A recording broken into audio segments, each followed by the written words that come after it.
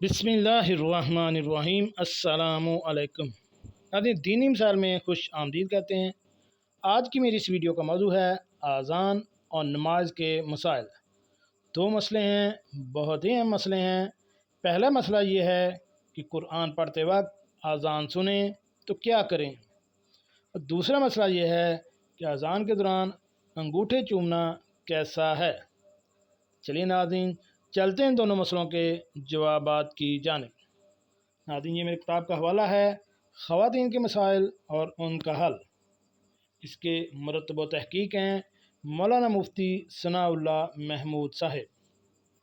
इसमें मुख्तलिफ 11 उलमा हज़रात के फतवे शामिल हैं। आज के हमारे इन फतवों का सफ़ा नंबर है 333। पहला मसला ये है, सवाल तफसील के साथ बयान किया जाता है कि कुरान के हिफ्ज़ करने या लिख कर पढ़ने में अज़ान का जवाब देना चाहिए या कुरान की तिलावत जारी रखनी जायज़ है। नाज़रीन, इस सवाल का जवाब ये है कि अज़ान का जवाब देना मुस्तहब है। अगर कुरान मजीद को बंद करके अज़ान का जवाब दिया जाए तो अच्छा है, लेकिन अगर कुरान पढ़ते रहें और जवाब ना दें तो इस पर भी कोई गुनाह नहीं है। नाज़रीन, इस फतवे को बयान किया है मुफ्ती अजीज़ुर रहमान साहब ने।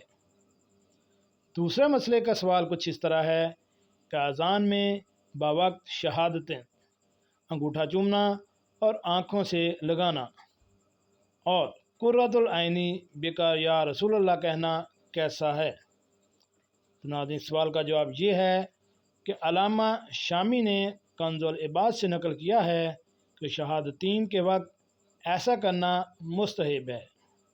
फिर जराही से नकल किया गया है कि इस बारे में कोई मरफू सही हदीस साबित नहीं है।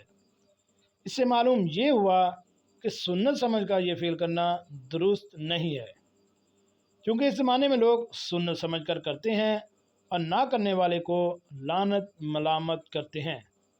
इसलिए उलमा मुहक्किकीन ने इसको मतरूक करार दिया है।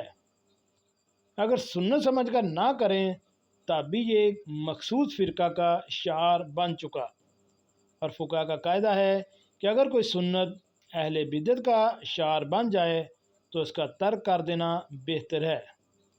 लिहाजा जब सुन्नत के बारे में ये फ़ैसला है तो जो फ़ेल सुन्नत ही नहीं, इसका तर्क कर देना तो वाजिब ही होगा।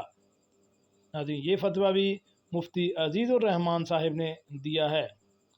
अगर आपको इन दोनों फतवों के मुतालिक किसी भी किस्म का कोई इल्ज़ाम है तो आप हमें कमेंट्स बॉक्स में कमेंट्स कर सकते हैं।